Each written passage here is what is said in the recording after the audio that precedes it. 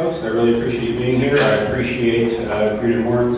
Thanks for the opportunity. This has really been a wonderful process. I haven't even got started yet. My name is Todd Pooser. I have finished this manuscript entitled How the Universe Really Works and What It Means for Us. And in it, I use science to figure out a way that humanity can live happily ever after. And that's my definition of community. All of us living happily ever after, forever. What science has to say about community is the parts of a living system are by definition interdependent. Your lungs can't live without your kidneys, and your kidneys can't live without your lungs. Well, we're parts of a living system called human society, which means we are therefore, by definition, interdependent. We're quite literally part of one another. Science rule number one of community is, there's no such thing as them. Say it with me, there is no such thing as them. There's only us. We are our brothers and sisters keepers, and that's not just religion, that's science, that's biological fact. Technology has given us the ability to connect like never before. What's happened, however, is that we've compartmentalized ourselves. We've created a bunch of micro-communities, which isn't such a bad thing when you're talking about people want to get together at needlepoint. It's a whole different thing when we talk about people want to get together and be hateful bigots. Seems like we don't really need more micro-communities as much as we need a macro-community. There's no such thing as them means one big macro-community. Now, the bigots aren't going to like that. The bigots are angry people. And the problem is, we're about to have a lot more angry people on our hands.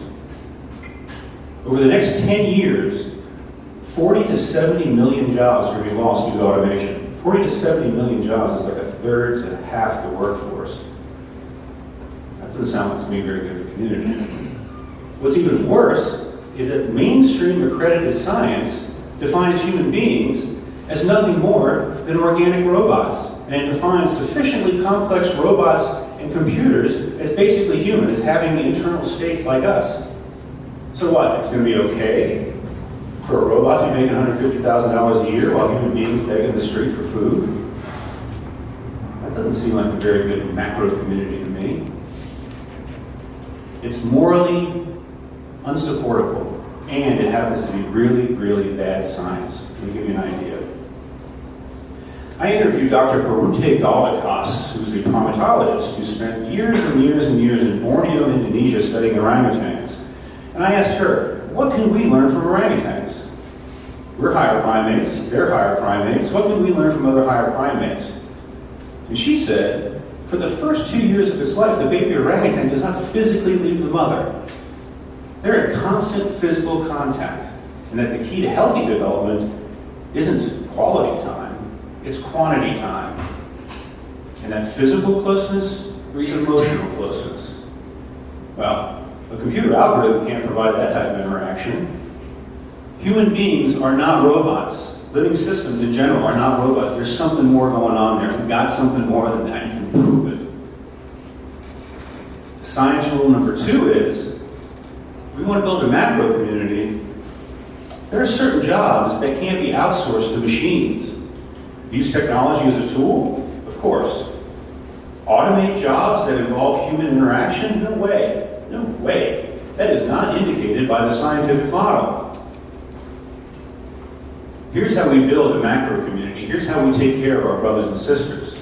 If you want to be a doctor, or a nurse, or a teacher, or a drug counselor, or a grief counselor, then we as a community are going to pay for your college. And in exchange, you're going to spend 4 years working in a hospital, or a clinic, or a school, in some place like a town in West Virginia, where half the high school graduating class just died from a drug overdose.